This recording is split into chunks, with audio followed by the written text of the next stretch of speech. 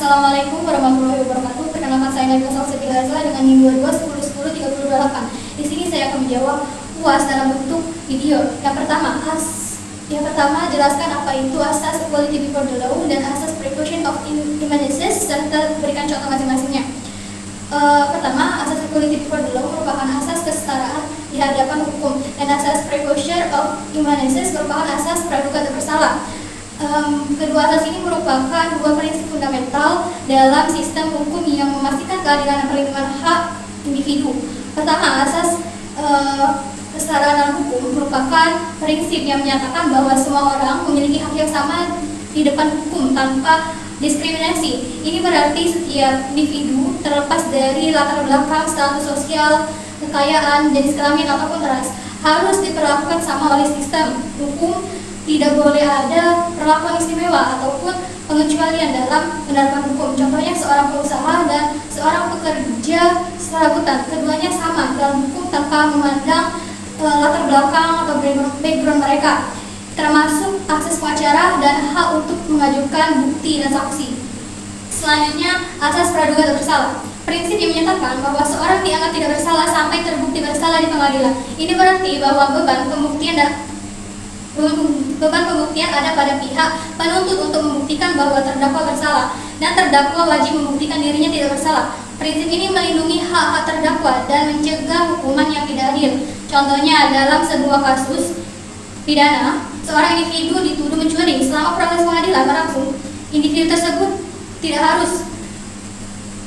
tak harus membuktikan bahwa dirinya itu bersalah sampai hakim penuntut membuktikan bahwa ia itu bersalah dengan berdasarkan bukti-bukti yang sah dan valid. Selanjutnya, soal kedua, jelaskan apa itu pra-peradilan, mengapa pra-peradilan tersebut perlu dilakukan, dan apa konsekuensi apabila pra-peradilan tersebut dikabulkan. Pra-peradilan adalah wewenang pengadilan negeri untuk memeriksa dan memutuskan menurut cara yang diatur dalam undang-undang tentang satu, sah atau tidaknya suatu penangkapan dan atau penahanan atas perintah tersangka atau keluarga ataupun pihak lain atas kuasa tersangka. Kedua, poin B, sah atau tidaknya penghentian penyelidikan atau penghentian penuntut atas permintaan demi tegaknya hukum dan keadilan. Poin C, permintaan ganti rugi atau rehabilitas oleh tersangka atau keluarganya atau pihak lain atas kuasanya yang berperkara tidak diajukan oleh pengadilan.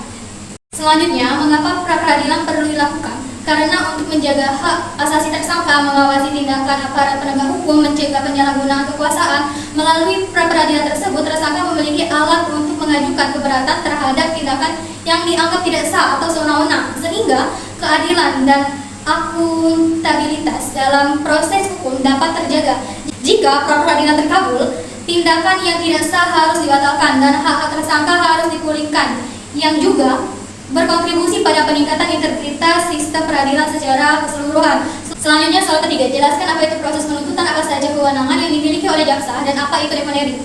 Proses penuntutan adalah langkah penting dalam sistem peradilan pidana, di mana jaksa menyiapkan dan mengajukan kasus ke pengadilan. Jaksa memiliki berbagai kewenangan, termasuk menuntut perkara, menyusun dakwaan, menghadiri sidang, menuntut hukuman, dan mengajukan banding atau kasasi. Deponering adalah kewenangan khusus jaksa agung untuk menghentikan penuntutan dengan pertimbangan kepentingan umum atau kemanusiaan yang memungkinkan fleksibilitas dalam sistem hukum untuk menyampaikan faktor-faktor di luar bukti hukum semata.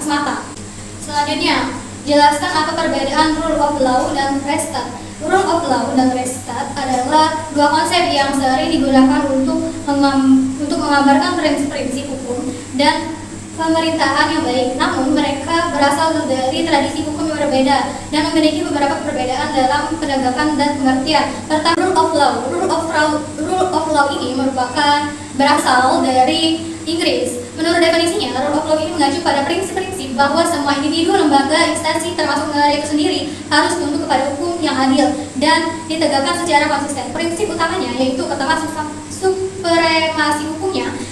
Tidak ada individu atau pemerintah yang berada di atas hukum.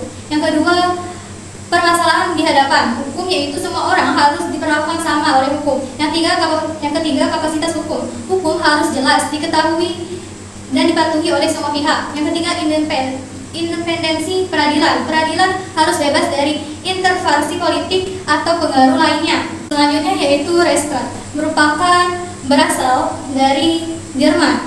Menurut definisinya, merupakan konsep negara hukum di mana tindakan pemerintah dan warganya diatur oleh hukum yang tertulis dan sistem hukum yang terstruktur. Prinsip utamanya yaitu hukum sebagai dasar pemerintahan. Yang kedua, pembatasan kekuasaan pemerintahan. Yang ketiga, kapasitas hukum dan perlindungan hak. Hukum diberikan kepastian dan perlindungan hak-hak individu dari tindakan sewenang-wenang pemerintah.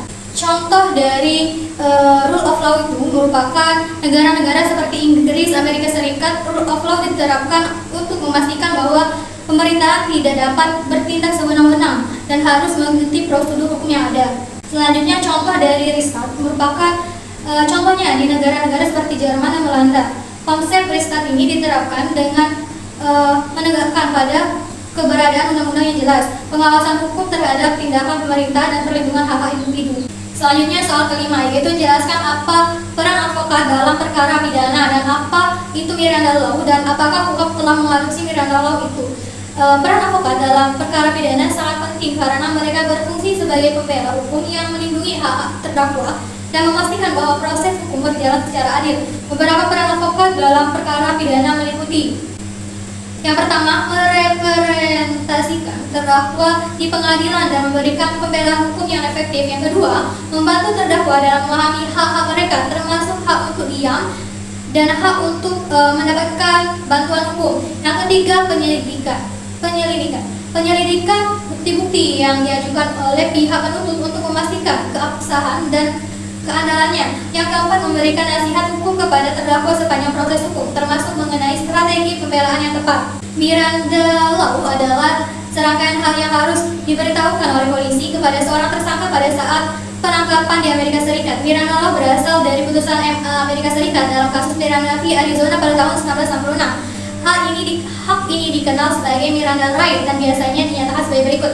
Yang pertama, hak untuk diam. You have the right to remain silent. Yang kedua, pemberitahuan konsekuensi. Anything you say can and will be used against you and the code of the law. Yang ketiga, yaitu yang terakhir, hak untuk mengakses pengacara.